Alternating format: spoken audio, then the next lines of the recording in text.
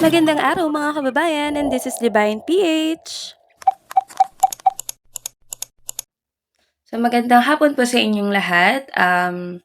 Nakita ko kagabi, yung kagabi ata yun or nung tanghali, yung video ni BBM na nag-exercise siya.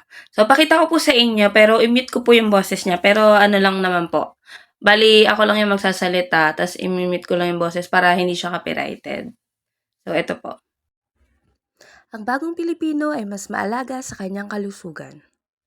Ngayong buwan ng mga puso, ipagdiwang natin ang pagmamahal sa ating sarili.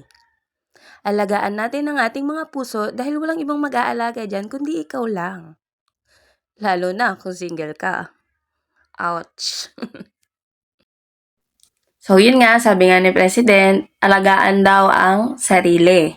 So, totoo po yun. Katulad po niya, presidente siya ng Pilipinas. Kailangan, hindi ka lang emotionally, mentally fit. Dapat physically fit ka rin para magampanan mo yung tungkulin mo bilang presidente ng ating bansa. Kasi parang ano lang din yan parang siya rin yung tumatayong tatay ng mga Pilipino. So, kailangan, para magawa niya yung tungkulin niya, makapaglingkod siya sa mga Pilipino, ay kailangan physically fit din siya. Ganon din naman sa ating mga Pilipino, lalo na yung mga may pamilya, yung nanay at tatay. Kailangan physically, emotionally, mentally fit sila para magampanan nila yung tungkulin nilang bilang magulang.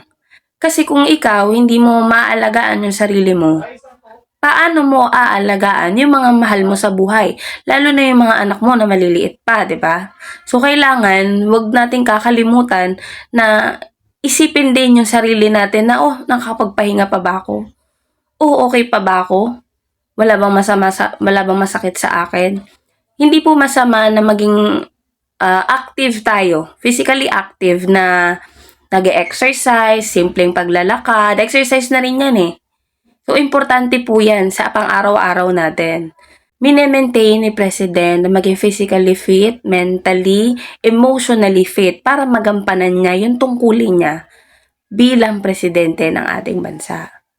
So, magdagdag lang ako, na kesa sayangin natin yung energy natin sa pakikipagbakbakan sa social media, wala naman tayong makukuha dyan Okay lang saan na makipagbakbakan ka ng komento sa social media kung, una sa lahat, yung komento mo,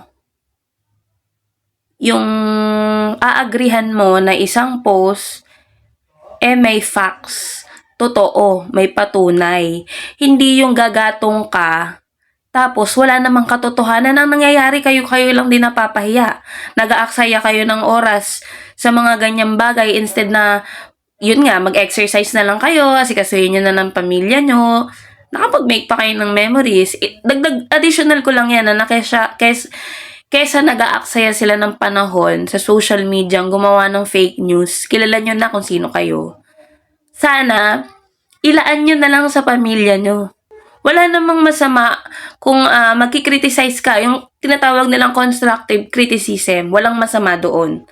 Kung may facts ka, kung yung source mo or yung taong pinaniniwalaan mo, may katibayan na maipakita sa'yo na totoo ito. Kasi mahirap yung sabi-sabi lang. Pwedeng sabihan niya nito, pwedeng sabihan niya yan. Tapos in the end, wala naman palang maipakitang pruweba, 'di ba?